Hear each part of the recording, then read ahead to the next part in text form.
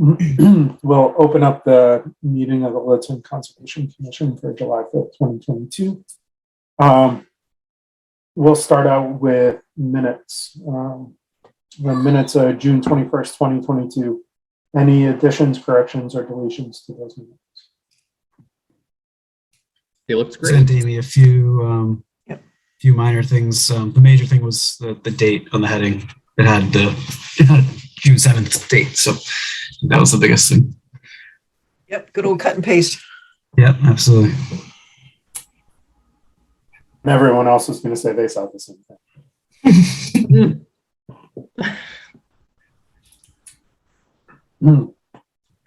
Any other additions, corrections, or deletions there? I'll make a motion that we approve the minutes as amended for the June 21st, 2022 meeting. Second. All right, roll call vote. Carl. Carl Melberg, aye. Chase. Chase Fairbank, aye. Kyle. I'm Maxwell, aye.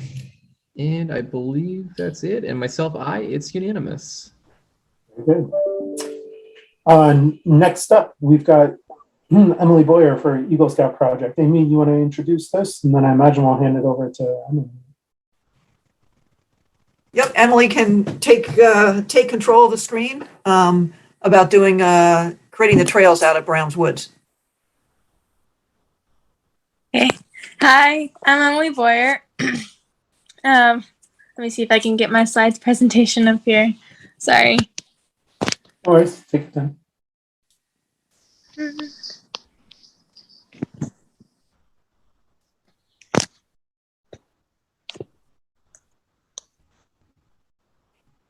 Sorry. Oh, it always takes everyone a while, so don't worry about it.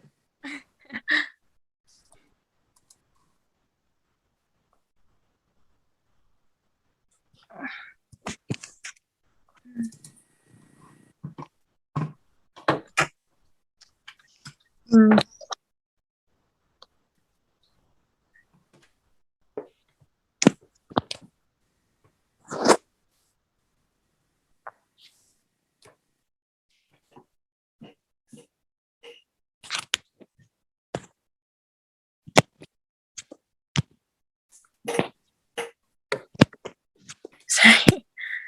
That's okay. Really, truly. Take your time. You're okay. Man, it's asking me to like sign in and stuff. Okay, I'm sorry, Amy. I think I shared it with you. Would you mind? I don't really want to have to make everyone wait for like half an hour while I sign into everything. Yeah, I can. Why don't you go ahead and describe what you're doing? I couldn't get your whole thing. Oh, I'm so sorry. I got part of it. Okay. Yeah. Well, who cares about slide presentations anyway? Okay, so my project is I'm gonna be clearing about a half mile of Brown's Woods for a new trail. We plan on clearing about 6 to 8 feet. I already went through and walked through the trail with Jim O'Neill and John Jacobson and Amy Green, of course, and they're very, very helpful. It's pretty simple, mostly just clearing brush and cutting down a few dead trees that would like eventually fall over into the trail and be dangerous and whatnot. But yeah, so it'd be cutting those down and clearing brush, and I mean that's basically the whole thing. Yeah. Yeah, so it's pretty simple, but I'm here to like get the approval and the okay and stuff, and to see if there was anything else that I needed to do. So a couple questions here for you. Number one, timeline. When do you expect to be doing this work? So I still need to get all my paperwork through a council and like a board approval stuff on the scout side of things. But I'm hoping to get this done in about 1.5 months ish. I'm not exactly sure how long paperwork takes, but around a month and a half is when I'm hoping to have the days scheduled. And then once you've got the approvals, is this a 1 day or a multi-day type of? So I'd say this is more of like a 2 or 3 day thing. Maybe 3 days if the scouts can't come for like the chopping down of the trees with chainsaws and stuff. But yeah, probably I'm hoping 2 days at least, but maybe 3 days if not a lot of people show up. I've got a couple other questions, but see if other commissioners have questions first. You may have already said it. Oh, sorry, Kyle. Did you want to go ahead? Go ahead, Andrew. Go ahead. How long is the proposed loop trail? You may have said it. I don't know if it went right. It's 0.47 miles long, so around half a mile. Oh, excellent. Yeah. Does your work include any blazes, trail markers, or anything like that, or are you strictly just clearing the trail for others to pick that up? So the trail has already been marked, as well as the trees we're gonna cut down. We did that all. Amy Green actually went and blazed the trail beforehand and marked it out, and we went and walked it and maybe added a couple tweaks and whatever. Not a lot, but yeah. So it's already marked. The trail has been flagged with ribbon to know where to go, but the actual blazes haven't been put up on the trees yet. We'll wait until the trail's done. Gotcha. So that would be Jim's end or our end, not Emily's end. Yeah, part of it, this part in here, if you can see this, which is kind of near the AT&T easement, has already been blazed. And then this is the area down here in the lower left that goes out to Town Forest. That part's been blazed also, but the rest is just going to take a little bit.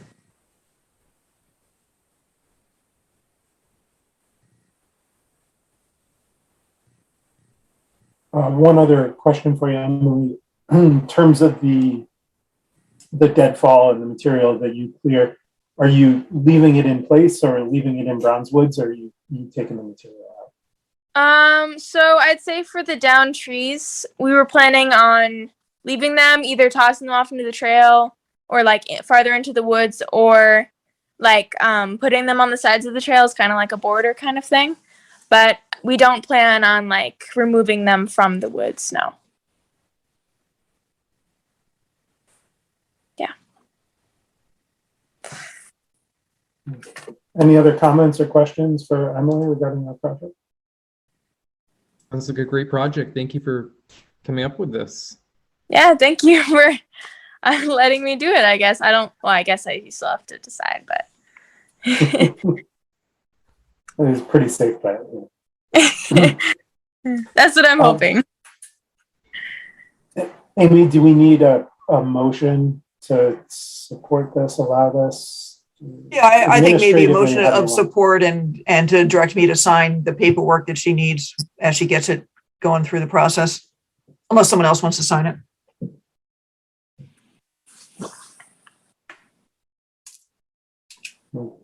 Get a motion to that effect. I'll make a motion that the commission support Emily's proposed trail project at the Brownswoods property. Allow you to sign paperwork. Oh yes, in that. Second. All right, roll call vote. Kyle, Kyle Maxwell, aye. Chase, Chase Fairbank, Carl, Tom Melberg, aye. myself, aye. It's unanimous. Thank you all so much. good luck, Emily. Please let Amy know when it's going on so we can know and make sure it gets the publicity that it deserves. Will do. Okay, thank you all so much. Thank you. Good luck. Good night. Yeah, bye. And if I can, Chase, give you a quick update on Brownswoods. SVT has finished the kiosk, so LELWD is going to drill the holes and they will install the kiosk. I'm just looking for someone to make the swing sign post, and then that can get put up. And the highway just mowed the area too, so it's looking good.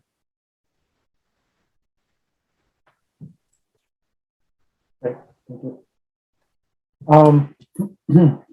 Next up on our agenda here, we've got update on CODs. I was thinking we might push this to the end. It looks like we've got Corey here, so why don't we jump into that real quick, if there is any update that we need to address with respect to the CODs.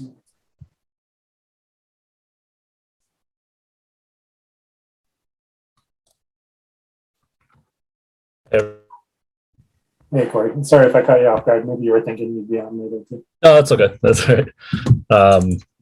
So I don't know if I had sent Amy a draft MOU language that Ivry had put together just this afternoon. It was very last minute, just to get something in front of you all. I know nobody's had a chance to look at it probably yet, but I did want to just kind of send it around. Oh, okay. Okay. That's fine. It was very late. It's probably 3:00 when I sent it. But I figured if you don't mind, I'll share my screen and just bring it up and just kind of give you the highlights. And then obviously you'll have the opportunity over the next couple of weeks to look it over and get back to me with your thoughts.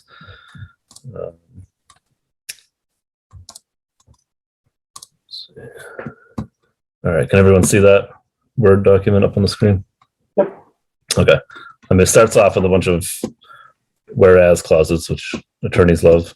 Once we get past all of that, the meat of it kind of goes into the conversation we had a couple of weeks ago. I had mentioned at that time that rather than put size limitations in the conservation restrictions themselves, we'd rather do it through an MOU, and it seemed like the commission might be amenable to that. So we figured we'd at least put this draft language together for discussion purposes. And so essentially what is very much like we discussed 2 weeks ago. What we're kind of proposing here is this section on known improvements to the parcels. So this is basically our plan for constructing a facility there with all of the information that we currently have. So we're limiting it to lots 10 and 11 within the Zone 1 area. And we're currently anticipating that the building might be as tall as 40 feet and totaling an area of approximately 5,000 square feet. That's the main point there. We mentioned a couple of times that the facility and the roads may be outside of the previously designated water supply easement area, which I think makes a lot of sense because the previously defined easement area is actually within the 50-foot no disturb zone, which doesn't make a whole lot of sense for building facility. There's no need to do that per se. And then we mentioned here that we will do everything in our power to locate the treatment facility outside of any areas under the jurisdiction of the Wetlands Protection Act. So even outside of the 100-foot buffer zone if possible, which I think for the most part it would be. So those are the main points in the first section on known improvements to the parcels. Then we get down in here to the unanticipated improvements to the parcels, which I think was the primary consideration is what, you know, we know what we're expecting to do right now, but what happens in the future if something else comes up, something kind of unanticipated. So we went into a fair amount of depth here as to how we would plan to handle that. And so we describe, you know, the intent of the board right now, construct additional water treatment plants or to enlarge the proposed treatment plant. However, it's possible that down the road it might be necessary to do so. So the board commits that it will not do so unless it is deemed necessary and in the best interest of the town by the board after consultation with the Conservation Commission. And then we go on further in that next paragraph to describe prior to deciding to construct a new plant or enlarge an existing plant, the board will work closely with the Conservation Commission to review all reasonable alternatives to the project, as well as the impacts of locating or expanding the treatment plant on site, and that the Conservation Commission may supply a recommendation to the board as to whether it believes the proposed project is necessary and in the best interest of the town.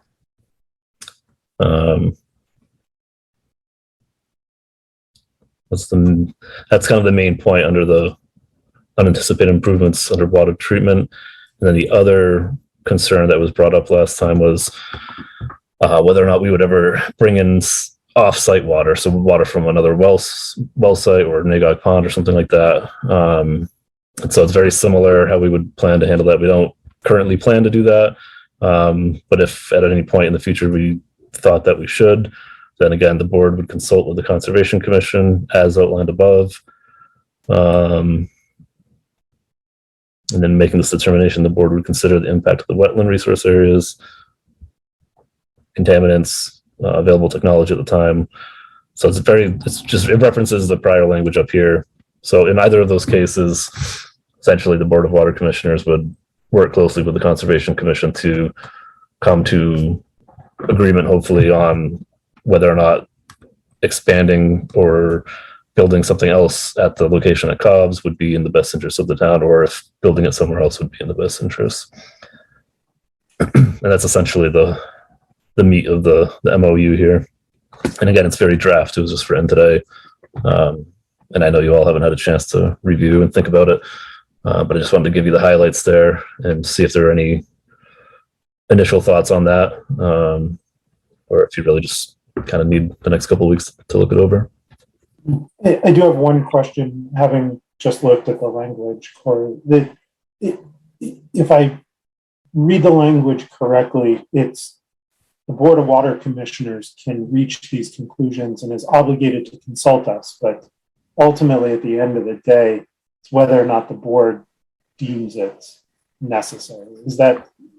Do I have that power balance right? The board gets to deem it, has to consult, but not necessarily receive the approval of. Yeah, I think so. Yeah, that's essentially DEP's concern, is that the Board of Water Commissioners has the do whatever is necessary to ensure that the water remains potable. So if a new contaminant's identified, that the board has the power to do what it needs to do to treat that new contaminant. And if that means building a larger facility, this kind of language gives us the ability to do that. But it is committing to a process with the Conservation Commission. And I think if you kind of think through how that would go, if from a sort of public perception standpoint, if the Conservation Commission was adamantly opposed to something that the Board of Water Commissioners was proposing to do at that location, it would be, it's in the best interest of everybody to come to a resolution where both boards agree on the same location. So I think it outlines a pretty decent process for ensuring that the water department isn't doing something that the Conservation Commission is not in agreement with. But you're right, it does maintain the ultimate decision-making power with the Board of Water Commissioners. And is that balance maintained both in terms of additional treatment technologies for water coming out of Cobb and treatment of offsite water, the same balance of power there? Yeah, I think it's the same language. Yeah.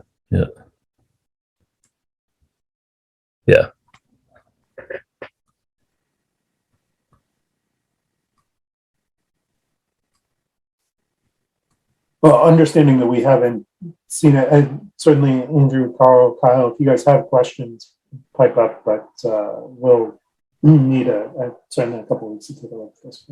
Yep.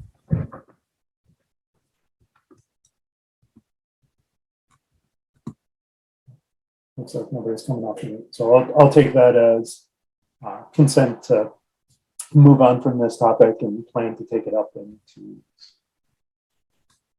Or 2 weeks? I imagine the next step potentially is deciding whether or not this MOU, with or without tweaking, is going to get us where the water department wants to be, or if the Conservation Commission wants outside counsel, or some other sort of advice and support.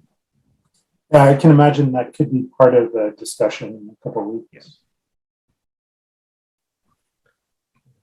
Yeah, and if anybody wants to sort of meet between now and, like if Chase, yourself, or somebody else from the commission wanted to sort of meet in between now and the next Concom meeting to discuss in more detail, we could certainly do that. Appreciate that. We'll reach out to you through Amy if that's something that makes sense. Okay. Any other comments from commissioners? Thanks a lot, Corey. Sorry to bring you on and then move you off stage. No problem. Thank you.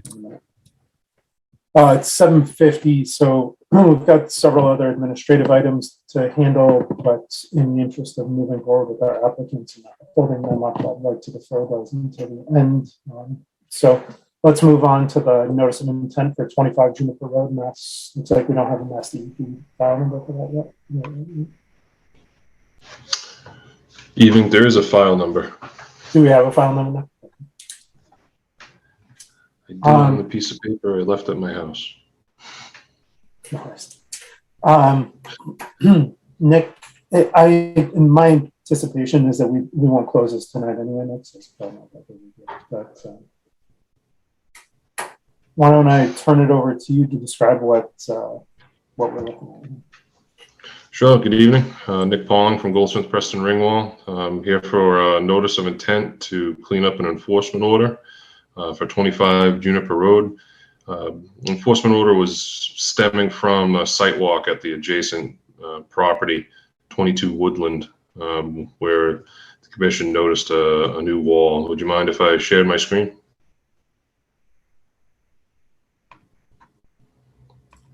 Yeah, it should be good. Can everyone see that? Yep. So Juniper Road is down at the bottom of the screen. A little bit of a blast from the past. You'll see up here is 22 Woodland. This is a tree. This is a stump that we found, and I think everyone will know that half exposed pipe that we found in the back.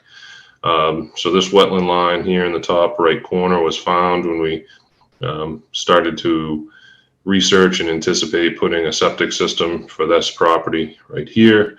And then during a site walk, the wood timber wall that came down and around this corner and continued up to here was identified. So a little bit of history about the property. The house as you see it now, along with the leaching area and tankage over in this area, was built in 1999. At that time, there was an existing house. Approximately this location appears that this back corner was held where the current configuration was constructed.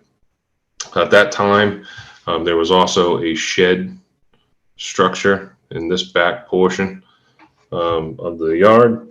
At that time, there was no resource area identified, known, any filing done for any of that work. So that resulted in, with the identification of the wetland area on the 22 Woodland property, that now casts the 50-foot no disturb buffer here and the 100-foot buffer pretty much taking up the majority of the rest of the disturbance on the site. As I mentioned, the commission issued an enforcement order. The work was already done. The people bought the property in late 2020, I believe. At that time, what they did is they extended the already timber retaining wall, which is located here, which was installed when the leaching area was installed. They, in kind, continued that down this property line and then up this property. At that time, they removed a good stand of Japanese knotweed, brought in fill, changed the grade approximately 3 and change. They did their due diligence at that time. They talked with the Board of Health about any issues with constructing those walls. They talked with the building department. The walls are just under 4 feet, so they didn't need a building permit. Again, there's nothing mapped, identified. So they asked, just unfortunately, it was other people's property, and this is the situation that they're in.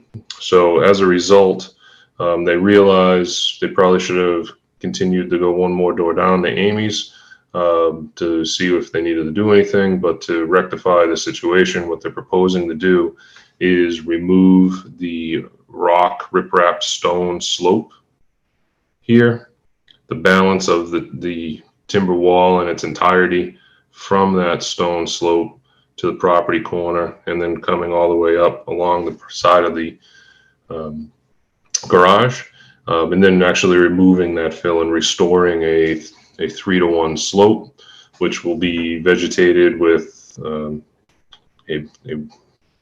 buffer restoration seed mix, similar to the seed mix that was used on the neighboring property. So those will eventually combine into one thick buffer. We're calling out specific plants and shrubs along the top of this 3-to-1 slope to act as a barrier or to for the remaining passable way from the patio around the structure to the garage. And then we're also removing these stones, as I mentioned, to scatter throughout that slope, as well as reconstruct the timber wall on the other side of the structure and have a mechanism to return the grade from a flat to a sharper slope. Along with the continued invasive removal, the restoration of the buffer zone, there's 2 existing downspouts here and here. We're proposing to actually capture and connect those 2 downspouts to further limit any runoff down that slope and increase the recharge on the property. So obviously, with this notice of intent, we are asking for a waiver from the 50-foot no disturbance to restore a good chunk of the buffer on the property. That's a really drawn out explanation. Just to recap, invasive control, everyone saw the Japanese knotweed was there. That was actually slightly taking control of roof recharge, and then approximately 900 square feet of restoration and recent unpermitted work removed. So with that, I'll certainly take any questions the commission has.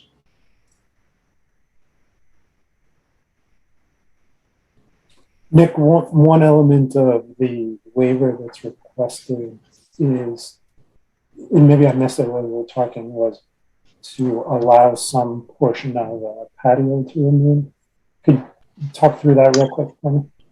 Sure. So this patio here, this corner here is just 38 feet approximately from the wetland edge.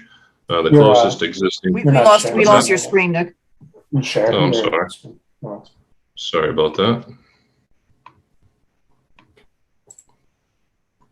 Everyone back? Yep, okay. All right. So closest encroachment is actually to this corner, which is about 36 feet. This corner here of this existing freestanding parapet wall is 38 feet. So this area, this wall here was an existing wall prior to being reconstructed. That was a wall that was for the breakout of the leaching area. So this area all has always been usable, and there was a wooden deck here. So there is impervious. I guess I glossed over that from the standpoint of I saw it as a existing feature within the 50-foot.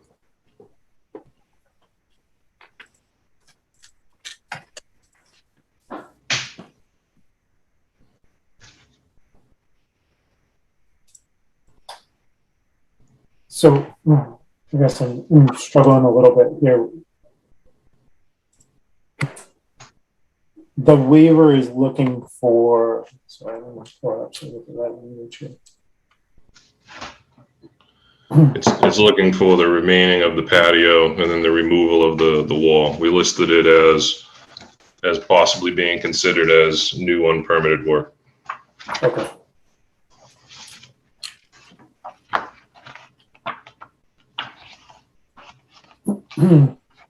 While I look this up real quick, comments from the commission. Yeah, Nick, can you Go ahead. just describe in a little bit more clarity that restoration area? What was there before the unpermitted work took place? Based on the real estate photos of the listing, it was grass, mowed grass. If I can zoom out, this isn't my rig, I'm sorry. This area here on the abutting property had been mowed. You can see this was all grass, or still is all grass. and then this area is all grass being mowed. Kind of the trifecta of former owners in this area. So this was grass approximately at these grades. So what you'll notice, a couple of things, is you'll notice the garage pavement here, and then you'll notice a door here, and there's actually a window here. So those elevations were all remaining previously.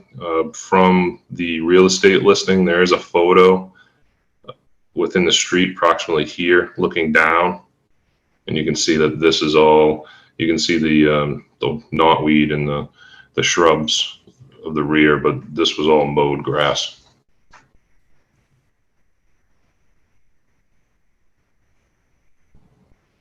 So Nick, do we have a plan right now that, I guess I'm inclined to almost set aside the unpermitted work and simply understand what's proposed to remain relative to the pre-improvement condition? Do you? I think I lost you on that one. So pre-improvement as in pre-installation of the timber wall and so on. Essentially, let me take a step back. When was the timber wall installed and the fill installed? Shortly after purchasing the property, so late 2020. Late 2020. Okay. So what I'm saying is I'd be interested to understand what the property looked like when it was transferred, as best as we can understand it. I understand you can't survey relative to the way that you would like to leave it after the unpermitted work that you're proposing to remove is removed. In other words, treating this like we would treat a permit if it came in front of us based on the conditions of the property in 2020 when it was transferred. So based on the conditions of the property, we'd like to install a brick patio within a previously disturbed area of a wooden deck and a replacement of a wood timber retaining wall, which replacement of the timber retaining wall would be here. So this is higher than the brick patio. And then the replacement of a wooden deck in flat lawn area with this paver patio. That would encompass 12 feet into the 50-foot no disturb.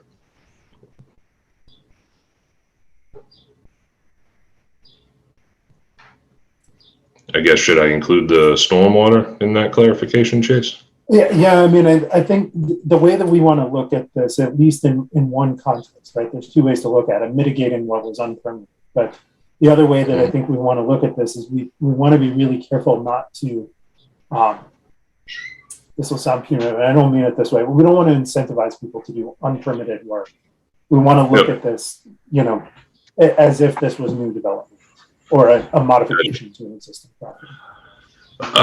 Again, I don't have a crystal ball as the existing conditions previous to this. Being in the 50-foot no disturb, I know that carries more weight with the commission. I'm under the impression, based on aerials and looking at some of the footprints of the existing dwelling at the real estate listing, probably would have tried to file an RDA as a replacement of materials in a previously disturbed area. I know your 50-foot no disturb kind of adds an extra caveat to that, so we probably still would have filed a notice of intent. At that point, we probably would have suggested connecting the existing downspouts from the roof to this recharge chamber to enhance stormwater recharge on the property and decrease surface runoff. We probably wouldn't have included the brush and shrubs plantings along this restoration slope. Do you think you have enough information, Nick, to put together a fall 2020 layout of what the property looks like?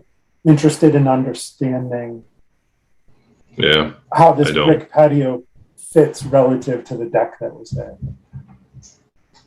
as well as any other conditions that may have been. I'm trying to piece it together from photos that were intended to show you know, the photo that I'm mentioning that showed this back area is actually a photo here, kind of showing the picture of the house.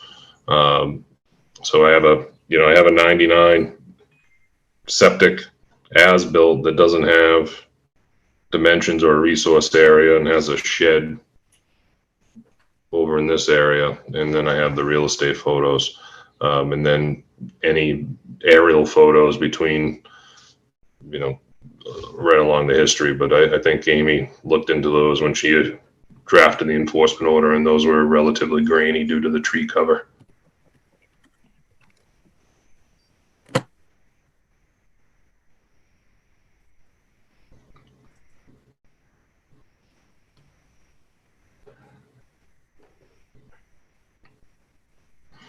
I mean, I look on the property from a standpoint of, you know, existing portals and openings into the dwelling show, you know, grades from this location haven't changed. Same as from this man door from the back of the garage, as well as the timber wall from the septic. So this area that we're trying to maintain for this passageway around the dwelling into this man door, I think it might actually be slightly smaller than the access that was there previously. But again, I'm basing that by squinting and turning my head to looking at a photo. Understood.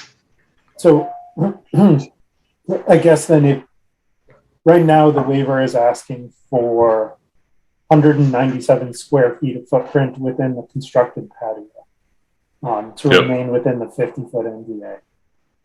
Yep. The requirements for a waiver, it's got to be in the public interest, necessary to avoid a taking, or to prevent a safety hazard or water depletion. Help me understand how adding the patio meets the conditions of a waiver. So there's also an extra condition about pre-existing disturbance, correct?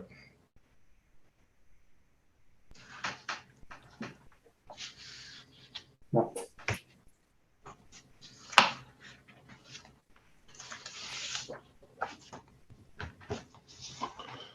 And I guess, talk to me about what you see though in terms of pre-existing. From a new disturbance. construction standpoint? Right, Well- from the perspective of 2020. What's the disturbance that's pre-existing at that point? Well, as far as the criteria to issue the waiver, you'd have invasive species removal and control. You'd have stormwater mitigation to the maximum extent practicable with the recharge chamber. And then you wouldn't have the restoration area if the walls weren't done, correct?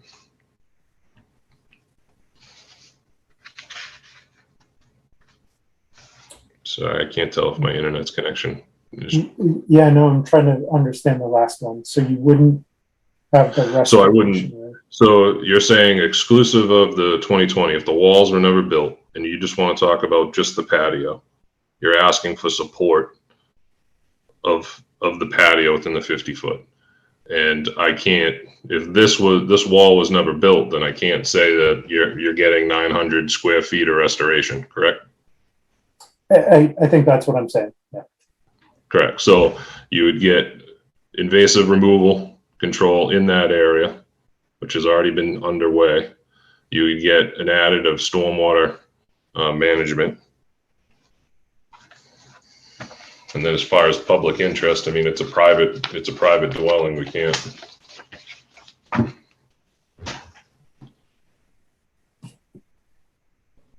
But Nick, was the stippled area pre-2020 all lawn? Yes. Based on the real estate photo that I've seen.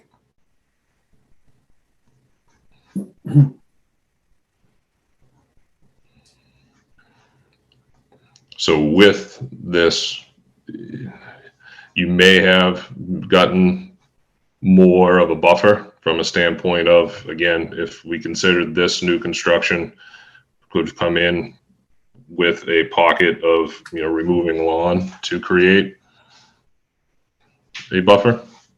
It probably wouldn't have been this extensive. It probably would have been trying to offset the square footage that we were asking for in the 50-foot. Would it be possible, Nick, for you to work with your clients to the extent possible, based on what recollections, what photos, et cetera, that we do have, to understand the footprint of what the restoration would look like and take our best and reasonable estimate of the size of the deck behind there? I mean, I think, all in all, we're looking at what, 30 or so feet between the back of the house and the property line. I'm going to guess your clients know if it went halfway or all the way to the property, in terms of the deck that was there. Oh, I get you. From here to there. Yep. I'd be interested to understand what the condition looked like in 2020 and view this from a permitting non-permitted work context. And Okay. I think a drawing that does your best to represent the conditions in about 2020 when the property transferred would really help us understand what we're looking at in the context of the waiver, and potentially a narrative that explains the waiver from that perspective. Because removing, what it comes down to is we can't count restoration of work that was done without a permit as in the public interest. That's incentivizing doing the work in the non. Okay. So what I'd ask you to do is do your best to put that together. And if you could send to us the relevant supporting information, photos, or whatever else you might use to build that, aerials, whatever might help support your argument there for what existed in 2020, that would help us get comfortable with what you're actually asking for relative to the 2020 condition. Okay. Any other comments, requests, concerns? This is Carl. Hey, Carl. Hey. So the patio portion of the patio is in the 50 right now, right? Correct. This yellow line is the 50. So that's a problem for me looking at this, because we had a similar situation where we had the applicant actually tear out the wall that she built to support a patio area. Uh-huh. And I just have a hard time. I mean, I think you should supply what Chase has asked for, but just from my perspective, I feel very strongly, based on past decisions we've made, to be as consistent as we possibly can and work within the 50 isn't allowed in the town without that waiver. And Chase has asked for the information for that, but that's just my perception on what I'm looking at right now. Actually, I feel very similarly. I'm not asking for it, just so Nick and his clients are aware, not as just a paperwork exercise, but as the beginning of the evaluation. I struggle with this work as well. I have a hard time seeing us permitting it in the context of the waiver.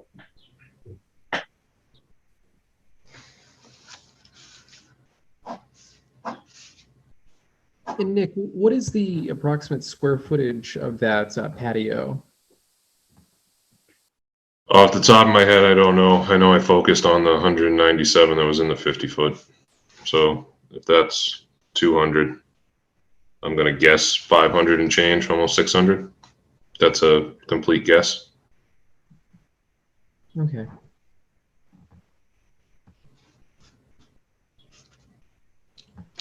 So I think we've given the applicant some things to think about. Anything else that we want to leave the applicant with before we continue this to?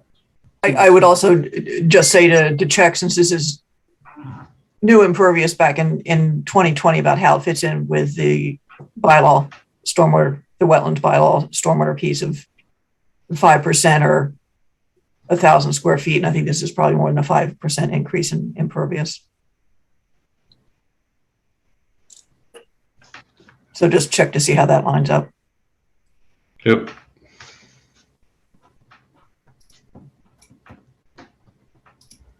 Been unmuted here for a minute. Anything to add? No, I was going along the lines of where you were headed, Chase. With that was where when I originally asked what the pre-existing conditions were of the intended restoration area. I was going to head back onto the property itself, and I think I want to look at this as if that stuff never happened. I know you're probably going to struggle to determine what those pre-existing conditions were, but in my eyes, that's how I want to look at this project. I want to see what we should have been looking at in the first place, I guess. Does the commission feel they need a walk, or are you familiar enough with the backyard area? I don't think I need one, having seen it from the other side of the property line, but Nick, I'm going to turn that question back around to you. Do you think there's anything, you've now presumably been on both sides of the property line. Is there anything from the 25 Juniper property line that you think we should see that isn't obvious from the woodland side of that property? Personally, I find that plans exaggerate things.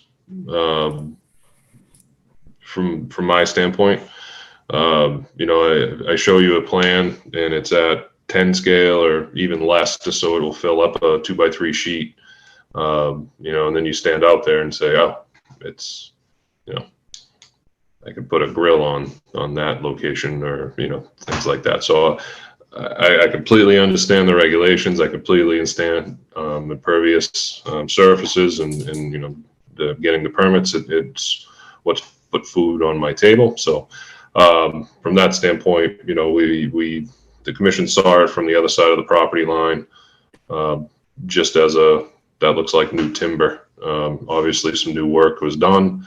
Now we have a little bit of a history. So there may be some benefit for the commission to look at this property with this application already in mind. But that's fine. I have to recreate some things. Anyways, so. Yeah, what I'd really like to do is look at it about 2 years ago. That would be helpful. It'd be a lot easier. It would. Well, unless any commissioners feel like they do need a site walk, Nick will pass on that one. But Nick, if you do identify anything out there that we really do need to make sure to have eyes on, please include photos or anything else. Yep. Very good. Okay, so we'll continue this for 2 weeks. July 19th. 2 weeks. July 19th. 7/19. I'm sorry. Yes, 7/19. Very good. I appreciate your time. Thank you very much. Thanks, Nick. Have a good night. You too.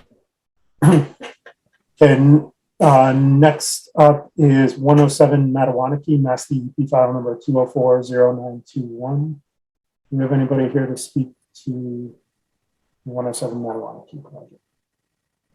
I just sent him a text to see if Matt's coming, because I thought he was, but I don't see anybody. Let's move over that one then. Corey, look at that. We magically got you back on time again. And we'll jump into 242 King Street, leaving open the possibility that we pick up 107 Mattawanakee after 242 King. So I don't know if I'm going to turn it over to Water Department or CDM, but whoever wants to run with it. Well, I'll start unless Corey wants to. No, that's fine. You go ahead, Maggie. All right. This is Magdalena Lofsted, CDM Smith, wetland scientist, representing the Littleton Water Department. We submitted responses to the Conservation Commission's comments. Unfortunately, you received them today, so I'm not sure if you had time to take a look at them. Would you like me to go over each one by one? I think that might be helpful, Maggie, but I think you can go through them at a high level and things. And then if commissioners have questions, we can dive in a little bit deeper. Okay, let me share my screen here. So I flip between them. Can you see it okay? Yes, okay. Okay. So the first comment was to confirm if Green had confirmed that the lack of borings, but using the 0.17 inch per hour rate, infiltration rate is acceptable, or if confirmatory borings would indeed be needed. And we had a conversation, a call with Green, and Amy was present. This was part of the site plan review. As part of, we went over the peer review that Green did on the stormwater design and the calcs, and they indicated that it would be acceptable to use that infiltration rate. And in that way, we avoid doing test pits and groundwater mounding analysis. And we also submitted the final revised stormwater calcs today. And in Appendix D, that shows that the stormwater, it shows in the revised calcs that the basins will drain in 72 hours. Okay, moving on. This question is if the calcs have been submitted to Green and approved, and the final revised stormwater calcs have not been submitted yet, but most likely tomorrow. So they haven't had the final blessing by Green, but we have verbally discussed all the edits and the changes. So they sort of verbally approved it, but we have not, they have not gone over the final revised stormwater calcs. And then there was a question to show the proposed driveway to the residence. And we did include showing that on sheet C8 right here. It's a layout for the driveway to the house. Please interrupt if you have any questions. Can you flip back to that? Sure. So the driveway to the house would be yes. So within the 100. Is that? Am I reading this correctly? That is correct. Yep. And partially within the 100-foot buffer zone, outside of the 50. So is that that's the existing house on the property? Right here. That's the one that's going to be, or has been subdivided, or is going to be subdivided? I'll let Corey answer that question. Yeah, the board still hasn't decided exactly what they want to do with it. They'll probably wait until after the treatment facility is built. But they want to keep their options open, so we may end up subdividing it into 2 parcels, and it's possible that the house gets sold or gets used for some other purpose. So having this proposed driveway in there, we don't want to have the driveway combined with our driveway to the wastewater treatment plant. We don't want that at all. So showing the layout of the separate proposed residential driveway made sense here. So the only reason I'm bringing this up is that if we're starting to talk about that house by leaving focus from the water treatment facility, and we're talking about the house too, we need to make sure that we have everything associated with the house discussed too. That's my feeling. We can't just talk about a driveway without talking about the balance of any other improvements. Part of my understanding from the comments before was that at the least you all probably wanted to make sure that the driveway could, for example, be put in without going into the 50. But if they need to do something else in the house, add a shed or whatever they want to do, that would be a new filing. I mean, they can show us, but I'm not sure if I want to get into, and I'll let I'll let others on the commission speak, but my feeling is that by even showing the driveway, we're starting to get into the discussion of the house. I I think mean, go ahead. Tom. I was just going to say the only reason we showed it was a request from the commission to show it, so that's why we're showing it. We don't have to. We can take it out. Yeah, I mean, it may have just been for information reasons. I'm not sure. Yeah. If it's just for information, I'm good. Okay. I don't know if that was the reason it was put on. I guess my concern here, Carl, is that what we don't want to do is blindly walk into a position where someone comes to own the house in the future and they come to us and say, hey, we have a hardship. We can't access this house unless we do this work. Therefore, you have to permit. Yeah. I mean, as long as it's for information, Chase, I'm good. I don't know what the intent. I just don't know what the intent is. That's all. If the intent was to permit the house, that's a different story. If it's a driveway just showing for information, I'm good. I should point out too that the stormwater calcs took into account that 1,800 square feet for that of impervious area for that driveway. So perhaps that may have been also a question at some point. I'm kind of with you, though, Carl. I like knowing that it conceptually fits. Yeah, no, I'm with you there conceptually. Yes. I mean, we're not showing any grading for it. It's just sort of the outline. Okay, that's fine. And if it comes to, we can make that clear in the findings too. Yeah.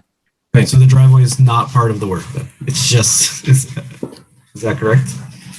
Right. We're not planning on constructing the driveway. That's correct. Okay.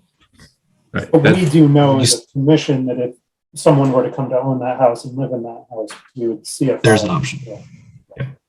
And Hey, well, it would it's just- be in the 100, but not in the 50. Okay, should I move on? All right, moving on. The commission had asked to, I think maybe this was Amy's suggestion, for the commission to include a statement in the findings that the foot-to-foot compensatory flood storage would not be met.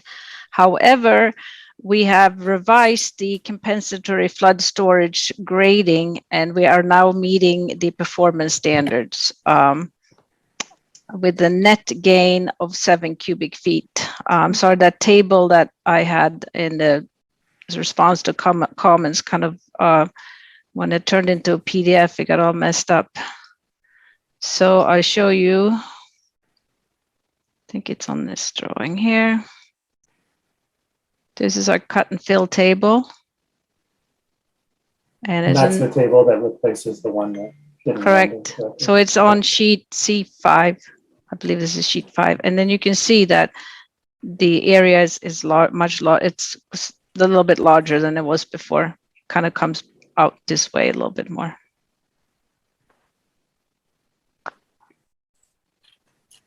And then moving on.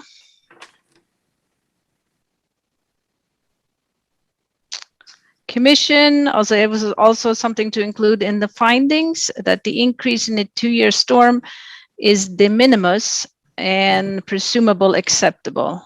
And we just, Water Department, CDM Smith agrees with that. And I don't know if you need additional information about that, but I mean, that basically comes from the,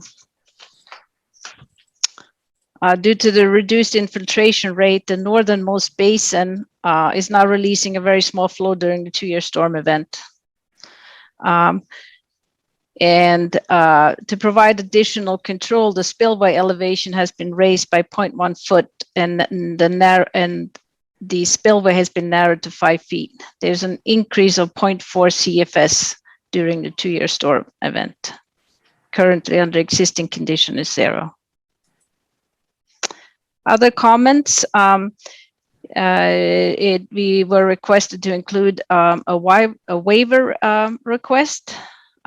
Which we included, and it was attached to this response to comments letter. And we, in addition to the 52 square feet of the 50-foot no disturb zone, which will be altered for the new collection piping. That's all within paved streets. That 5452 is all in paved streets or paved parking lots. There'll be an additional 560 square feet of alteration to the 50-foot zone for that, for the new riprap splash pad shown here. And I don't know if you recall that this was discussed during the last hearing, that there's some regrading being done at the outlet of the culvert for the access road, just to so the water would not back up and it would gently flow towards the wetland.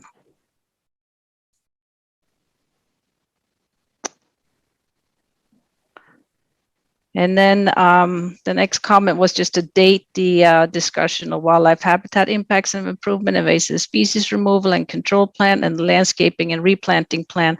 I made some minor revisions to, I think it was mainly the landscaping and replanting plan, because we did change we're not planting 3 shrubs instead of just a button bush, but it was very minor changes and they have been dated. I think Amy requested that we provide a timeline that includes the Phragmites treatment, the basin construction, native plant installation, seeding, monitoring and management of Phragmites, and monitoring on planted natives. And the construction is anticipated to start in the fall this year. And one of the first things that will be constructed is the access road and all the basins, including the compensatory flood storage area. And going down in Phragmites treatment will be prior to start of construction in the September or maybe concurrently. As the ideal time would be September to mid-October. To 2023, construction would continue. There would be spot treatment of any Phragmites regrowth in late summer, early fall. Anticipated seeding and planting of native plants would actually be in the spring. We're anticipating that the compensatory flood storage area would be completed during the early spring, that we could get the plantings in, sometime between right before the beginning of the growing season. And then 2024, construction of the plant expected to be completed in 2024 after 18 months. And we will continue to monitor Phragmites regrowth for a minimum of 3 years.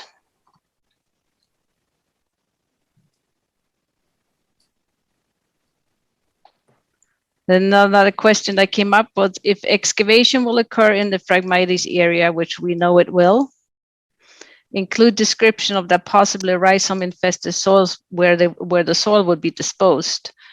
And it's my understanding that composting facilities would accept it. Although this would of course be up to the contractor and he has to dispose of it in accordance with the state and local requirements.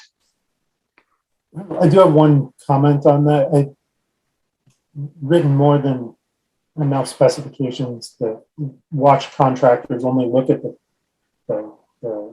drawings.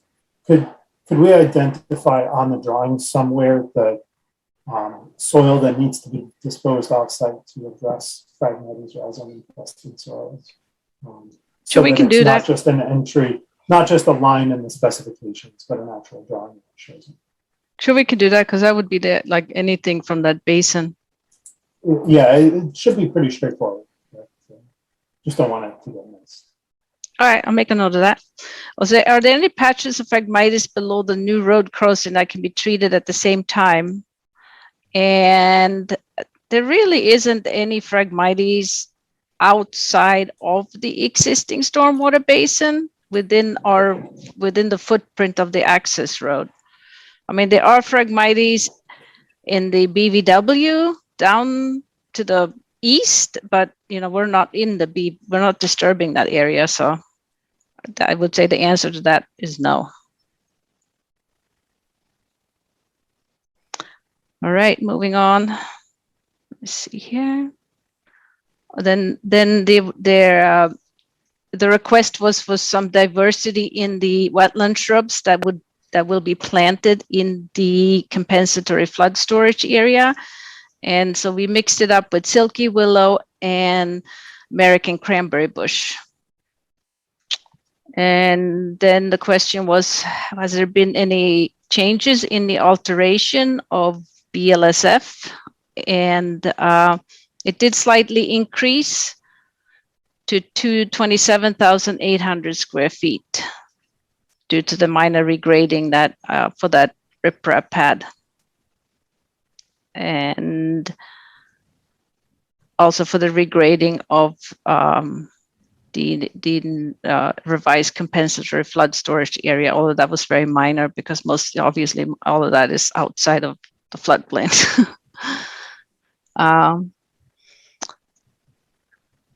The stormwater report, as I mentioned earlier, has now been updated, and we submitted late this afternoon the revised version to Amy, and most likely will be submitted to Green tomorrow along with the revised plans that you received today. Then there was a question if we could save some trees along the northeast side at the wide portion of the proposed driveway. And those trees are white pines, and we're not planning to save those trees as we need that driveway to be that width at that location. Tree protection will, however, be provided for trees near proposed work, and the tree protection, there's a detail included and it replaces the drip line of each tree.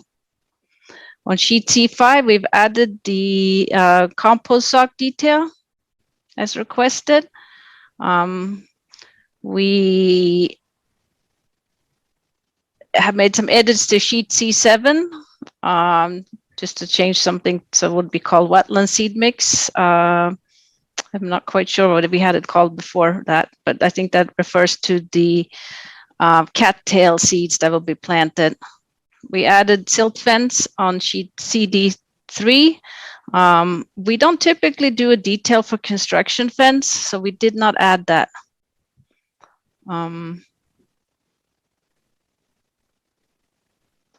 We added the natural area seed mix, wetland area seed mix, and infiltration basin seed mixes are now shown on sheet C7 as requested, and we also color coded per the commission's requirements. And 2 hard copies are being FedExed to you guys. There are no, so then there was a question if there's been any changes to the collection plans, and there has been some, changes and revisions and updates, but none of it would affect the impacts to wetland resource area and buffer zones. But I did send you the updated plans dated April this year. And I think those were the comments that we received so far. So I guess I'll open it up to questions.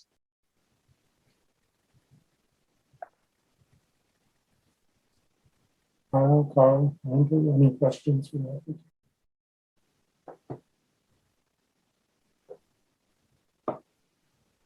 Well, I'm glad you changed from all button bush to a few different varieties. That was a good move.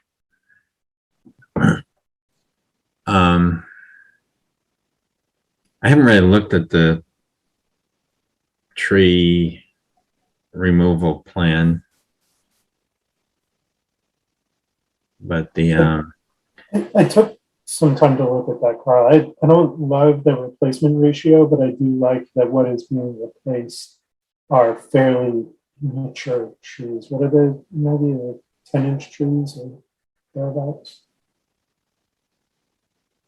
They're not like little whips. Yeah. I mean, that's a lot of trees. I mean, more broadly, I'd love for us to put together a tree plan that we can hand to applicants that specifies exactly what we want to see in situations where trees are being used.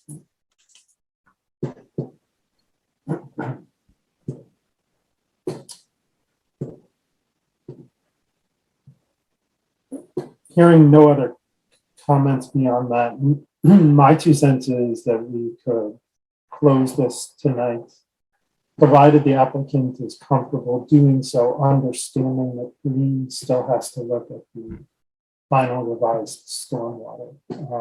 And I suppose it's conceivable that the revisions that the Water Department and CDM have sent are not the final set of revisions. So I'm going to turn it around to Corey. Would you like us to close this tonight, or would you like to leave it open in case Green has other minor changes that might need to be reflected in this plan? Yeah, I think we'd like to be able to close it tonight. I mean, the way the planning board had closed their hearing was, I can't remember the exact language, but it's basically, a building permit would not be granted, like they would not sign off on the building permit, just like the Concom could not sign off on the building permit unless they were satisfied that all of Green's concerns were addressed. So if we did something along those lines, I think that would make sense. Yeah, I think that's consistent with how we handle things in the past. Amy, do you have anything else to add here? Any questions or comments?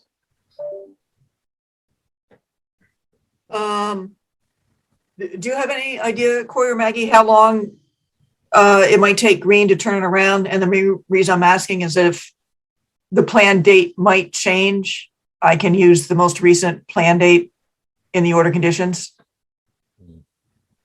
If we're going to do it. I mean, I would think the week or two. They All right, might need a week or two.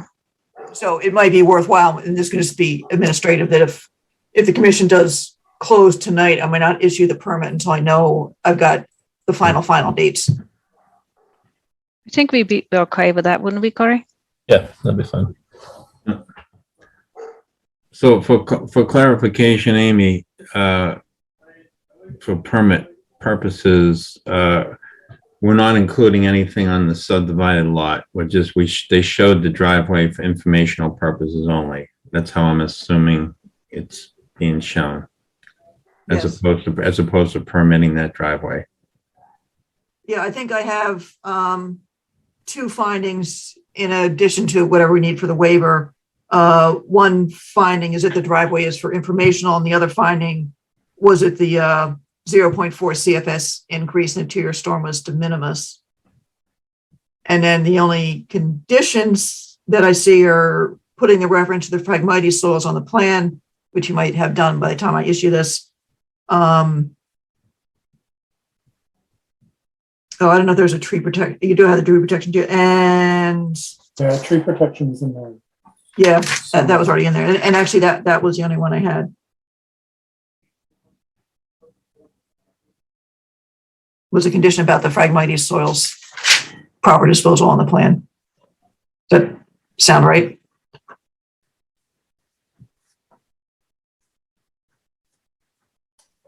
But I think everything else is already on the plans or in the documents they provided. That covers much of this.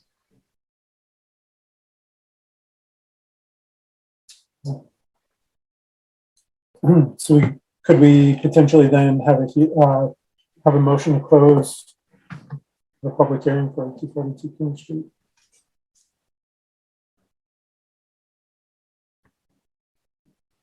As far as I'm concerned, you can close it, vote it, and issue the waiver.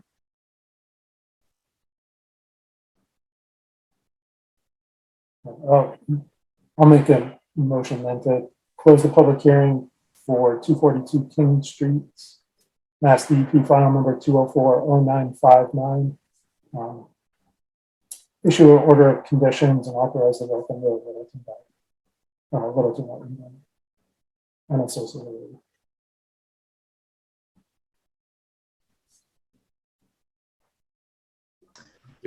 Go ahead, Andrew. Oh no, I was gonna say I would have made the motion in second, but I have to recuse myself, so I can't do any of this. Second. Okay, moved and seconded. Roll call vote. Chase. Aye. Kyle. So nice. Carl. Carl Melberg, aye. And like I said, I'm going to recuse myself from the vote. Does that get a score? Does that work? Oh, Yeah, I'm not sure, but I don't think you need to recuse yourself because your brother doesn't have a is that why you're doing it? He doesn't have a financial interest in this. Oh, okay. That's straight from Andrew- Diane Corey. And your vote still counts even if you choose to abstain. It still counts towards the quorum. So Perfect. I would recommend if you feel uncomfortable, you abstain and then you can move forward. Okay, I'll abstain just to be on the safe side. But I would vote in favor if Yeah, motion carries 3-0-1. Yeah.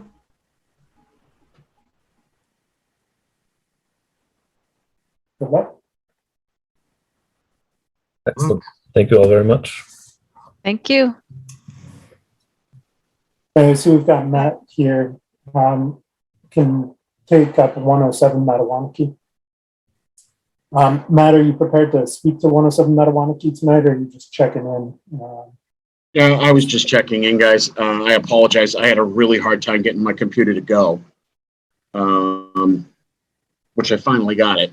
Thank you for waiting. I was going to ask for a continuance, and I just wanted to double check some of the laundry list of items that we discussed. Items that I'm going to be examining. I'm just getting basically back on my feet from an injury. It's been a little slow going. I just have to keep reminding myself that I guess I'm closer to 60 now than I am 30. So, although the trees did show on the plans, I do plan on cataloging the species, the diameters, all of those details with the trees, the number of trees that are on site, trees that would need to be removed, and then a proposed narrative planting plan for your consideration. Was there anything else that we had discussed on site that I'm missing? That covers what we discussed on site. I would like to discuss with the commission, though, whether or not we'd like to ask the applicant to consider a revised design that takes the work out of the 50. And it's certainly up to the applicant whether or not the applicant would like to provide that. But my 2 cents is that I struggle to see how we would permit this both under the Wetland Protection Act or under the bylaw, and removing the work further from the resource area, i.e. out of the 50, makes it a much more permittable project if the applicant is so willing to contemplate a revised design. So my 2 cents is we should ask the applicant to consider that. I imagine Matt will want to take that back to his client. But I'd like to formally ask for it. No, I don't have a problem taking that back to my client for reconsideration of design. In the meantime, I'm still going to do all the other items and come back to you guys at your next meeting and have more information for you by then. The other thing I'd like to note is this has been on the docket for a long time. And yeah, I noticed that. And the last couple meetings, we've had to continue with very little progress. I'm of the opinion that if you need to continue, especially given the possibility of a redesign, that's fine. But I wouldn't anticipate the commission is willing to continue this much more than 2 more meetings without additional progress. That is, okay. if in 2 meetings we're fair not getting enough. anywhere, we're going to close it and vote. And That's Matt, fair enough. just FYI, we are down to 4 people who can vote. So you've lost 3 people because they've missed more than 1 meeting. Okay. Like I said, I will definitely keep that in mind. And I will confer with my client and be back at the next meeting with an answer. Very good. Thank you. Fair And enough. to the extent that 2 weeks from now, you do need to continue it for 2 more weeks, please let us know prior to the end of the day on Thursday so that we can reflect that accurately. Okay, I mean, I shouldn't have to, but I will definitely, keep Amy up to date. Yeah, I mean, like I said, I'll confer with my client, and you just keep in mind that while I looked at the history of the file, and I know you guys have had it for a while, I've just been brought in like in the last 6 weeks. So I'm working on it. I'll give you a couple more weeks. Appreciate it. Thank you. Thank you. I don't know if you saw, if you weren't here earlier, we're allegedly going back into person with our meetings starting at our next meeting. So. Well, then I will allegedly be there.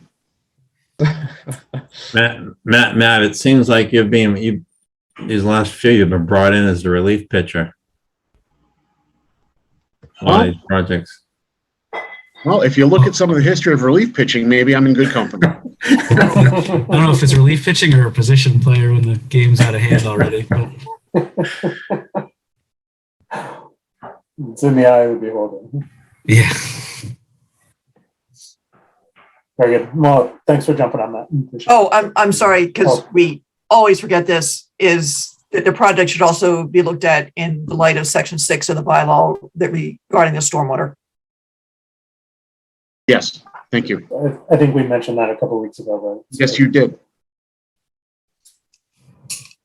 Yes, you did. Thank you. I'm assuming with my computer doing the Microsoft thing and giving me a hard time. I'm assuming that I missed 5 Scott. Is that all set, or didn't get to it certificate of compliance? Oh no, but we're about to finish out the administrative agenda. So let's take that up right now. The COC for 5 Scott. Amy, any updates there? Or are you just looking for a motion? Nope. 2 weeks ago, you released the enforcement order, and the only reason the certificate of compliance, I believe, was not voted was because we were waiting for the actual form and check, which has both been submitted. It is stabilized and as expected. Very good. Then I'll just jump in and move that we issue a certificate of compliance for 5 Scott Road, Mass DEP file number 2040907. Second. All right, roll call vote. Carl. Carl Melberg, aye. Case. Case Carvega. Kyle. Maxwell, aye. And myself, aye. It's unanimous. Thanks, guys. Good night. Thank you. Have a great Oh, night. I guess one other Yes. element for the public. You're good, Matt. I was already moving on. Sorry. Have a good night. Thanks. We're continuing the I-495 spill. They don't have to. Amy, I'll kick it back to you to take us through the rest of the administrative discussion. I don't know if Gary Wilson was just listening in or had anything to say, but you can turn yourself on mute if you need to. I think we've beaten to death that we'll be meeting in person on July 19th at this point. I actually didn't get any submissions today, so there's no public notice out yet. So I'll wait to the last minute to see whether it's Zoom or hybrid or what. But it'll be in room 103. You remember how to get to town hall? We'll Kyle find it. I actually won't be able to be there if it's in person on July 19th. Well, it's going to be hybrid. We just need a quorum in person. Chase makes a good point because Wait. Subtle distinction. No, that's not true. I'm not sure. I'm sold. I made that up. I made that up. Chase, I'm not going to let Chase off the hook. So yeah. it makes a good point. I might be out of town for work. So. Amy, can we make an executive decision and keep on doing this until the legislature tells us to come back? Nope. Hello. Hey, Gary. Sorry. I was actually listening to you on two different things. I used the wrong one, but no, I was really just listening in. It's trying to familiarize myself a little bit with the board and some of the going-ons that you're dealing with, just more for educational purposes. So, but thank you for the opportunity to speak. Gary, any sense of movement from the legislature on allowing us to continue remote meetings? That's the hot topic of the minute. Yeah, we thought it was a slam dunk.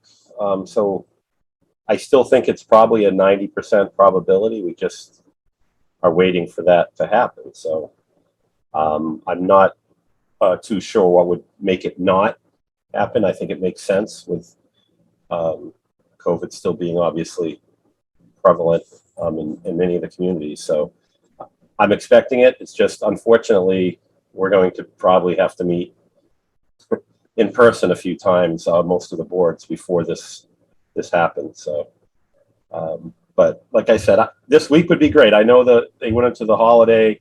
Hopefully we hear this week, by the end of this week, and we won't have to talk about it anymore, at least for another 6 months. That'd be nice. Yeah, I will also, summer. yeah, I will say that some towns before COVID, I forget what it's called, but can take a vote to allow members of a commission or board to attend remotely, only one person. And if that does happen, it would still have to be roll call votes like we're used to now.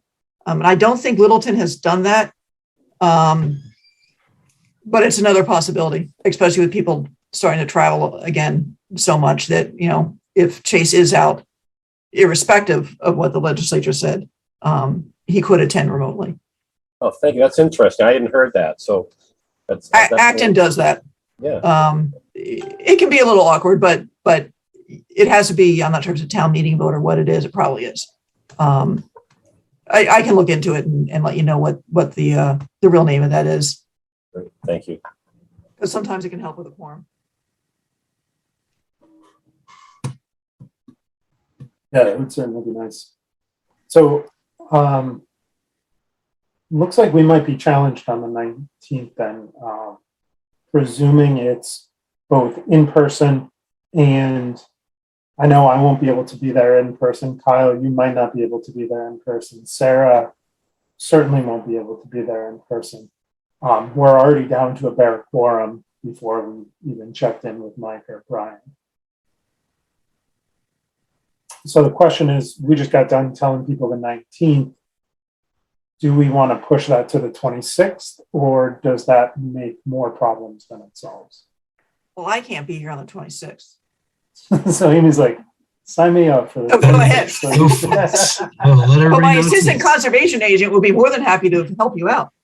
Oh boy, wouldn't that be trial by fire?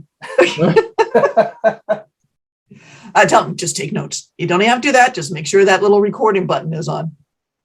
Well, let me send out an email and see if we'll have quorum.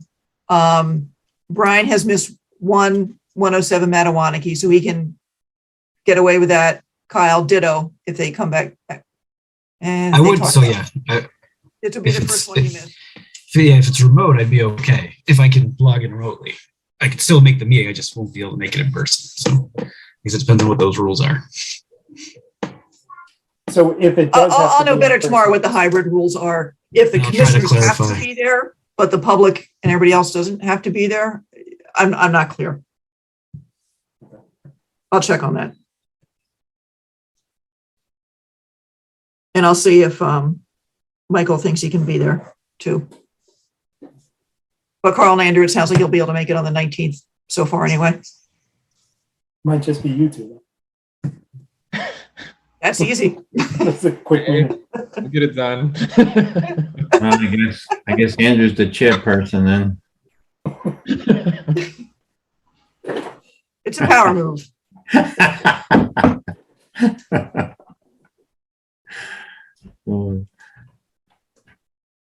All right, moving along. The invasive species management update. I think I sent around the ideas that land stewardship sent around. One for sort of a plan at Cloverdale, one for work at Newtown Hill, one for work across the street from Brown's, but that's on private property. So while it really is needed, that's a whole separate issue. And then the other one was Sarah Devitt, which is an LCT thing. So I don't know how involved you all want to be in these sort of things. If I should just move ahead or discuss it at the beginning of a meeting sometime when you're fresher and there's more people here. I mean, I'd certainly like to know what's going on, but in terms of decision making, I don't see any reason to wait for the Conservation Commission to make a collective decision. It's pretty straightforward. Well, I did put some money for it in the budget, unattributed, if you will, just to at least have it there. I'm tempted to move ahead with the planning piece of it for Cloverdale, because if that Phragmites out there gets really going, it's going to be a loss, total loss, and you'll never get it back. Newtown Hill, I think, is needed, but right now it just sounds like a lot of work to pull it together. Yeah, Cloverdale's so visually striking. So very obviously necessary. Oh, and the art installation is up. I was just gonna say even more so with the art. It wasn't there this morning, and it was there when I went home today. So. And we'll see if it's there tomorrow morning. So optimistic. Okay, so I'll think about the invasive species. I was going to ask SISMA, I can't remember what it stands for right now, if the plan for Cloverdale might meet their grant requirements for $1,500, which would be nice, but we'll see how that goes. So Is that I'll something keep an assistant conservation agent can look at maybe next week? Oh, sure. Absolutely. He starts Monday, hopefully. I was like, can we skip ahead to that? Because I didn't even know. We keep hinting that there is one, but I didn't know that we have one. So. Yes, I made him the offer. He accepted. We agreed the 11th would be the date, but the offer letter hasn't gone out yet, which I think will happen tomorrow. You know, Anthony says no problem. It's just HR is just absolutely slammed right now. So she just has to pull that together. So one way or another, you'll meet him on the 19th on screen or in person, hopefully. Fantastic. Yes. Is he working from town hall some time next week, or is he like, if I wanted to stop in and meet him, would I be able to do that, or is he pretty much remote? Nope. He'll be in town hall. 19 hours. We haven't figured out a schedule yet. I think initially we'll overlap almost 100%, and then we'll try to spread it out so we have more coverage. So that's one thing I need to talk with them this week. So one thing that the Concom should consider is whether or not we want both conservation agents at conservation meetings, or if the assistant conservation agent's time is better spent doing the work of the office instead of sitting in a several hour meeting. Different boards handle assistants different ways. And I'm not sure we need to answer that right now, but I think it's something worth thinking about. Important direction can come from the Concom, but at the same time, when it's only a 19-hour schedule, so it's a good chunk of the week just listening. and I think certainly initially we can both go just so he can kind of see what's going on and hear where things end up that he sees across his desk. So. Oh yeah, absolutely. Especially since he's coming up to speed on Wetlands Protection Act regs and stuff like that. You definitely want to do that. Yeah. So Amy, do we need to start thinking about supervisory training for you? Yeah, go right ahead. Not that you need it, but you know, you are be a supervisor. So, hey, I come from the federal government where we get all kinds of supervisory training. So, I'm partly saying it in jest and partly like Whatever. Let's see if I drive him out of the office in a month, the next time around. Amy, you'll do a fantastic job. I already know. I have no doubt. After supervising like 5 or 6 people at the engineering firm, I've had enough of supervising. There you go. You've already got it. Yeah, that was Perfect. one of my first questions is, do you work independently?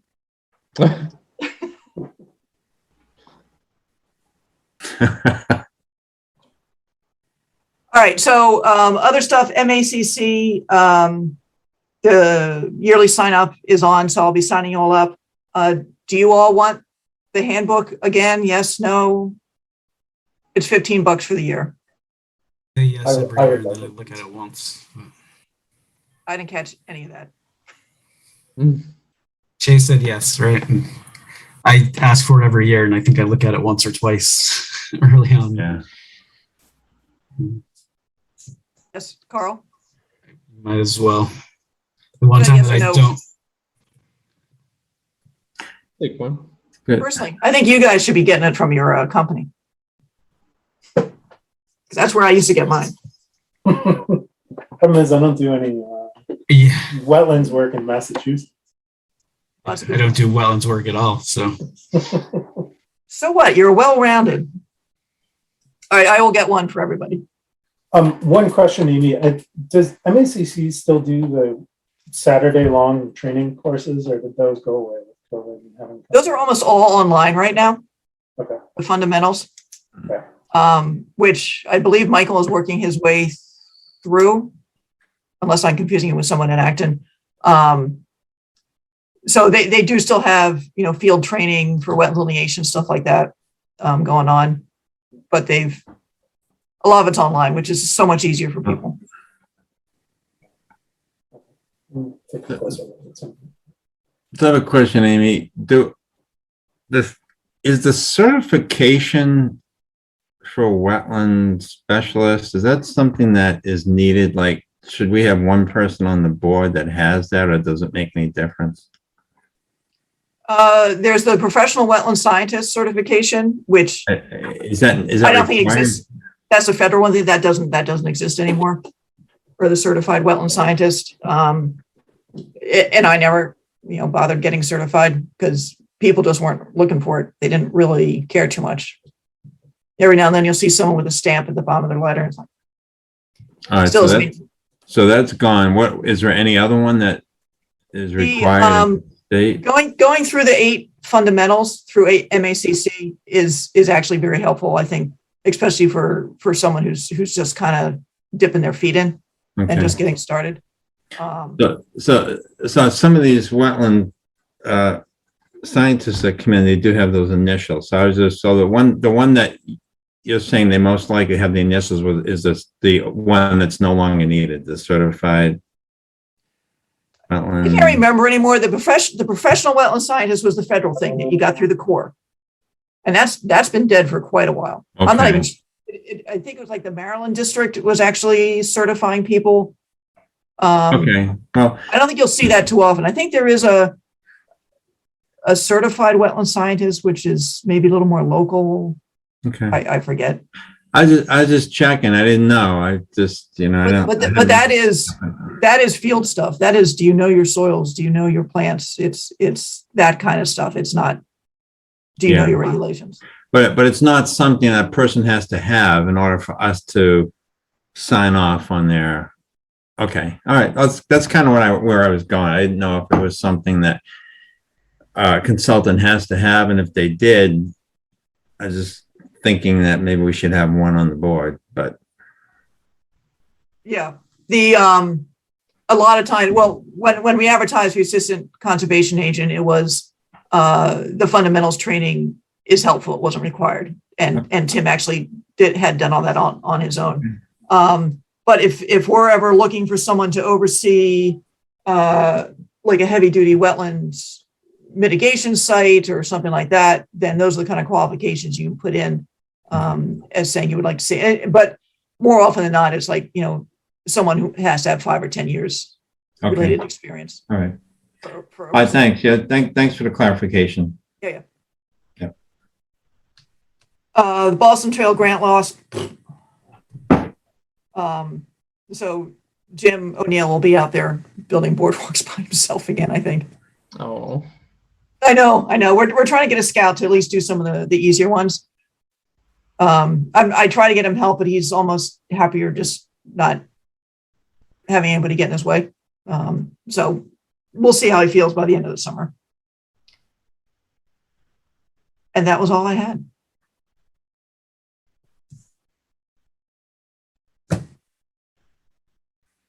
Anything else from anyone else that we need to cover? Oh, and this is probably gonna be backwards. This is the MACC Wetlands Buffer Zone Guidebook that I have. I forget how much it costs.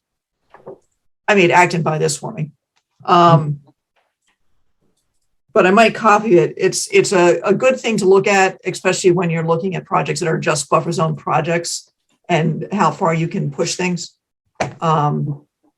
So I actually now have 2 copies. If anybody ever wants to flip through it, it's pretty big. I don't know if I can really scan this or not, but there's some great information in there. What was the name of the book then? Sorry? What's the book? Hold it up again.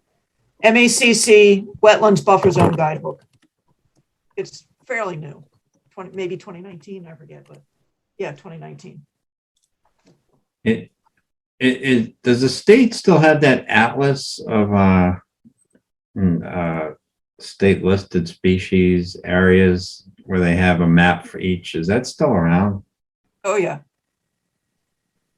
Yep. Is that, how often is that updated? They don't print it anymore, I'm pretty sure. Because they used to send a copy of the town's map to every town, and I don't think they're doing that anymore. I got a notice not too long ago about a change in Littleton. I can't remember what it was. So, you know, they're slow, but they do update them.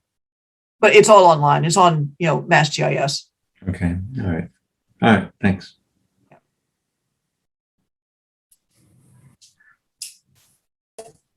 Okay, well, if we don't have anything else to take on, maybe we could have a motion to adjourn.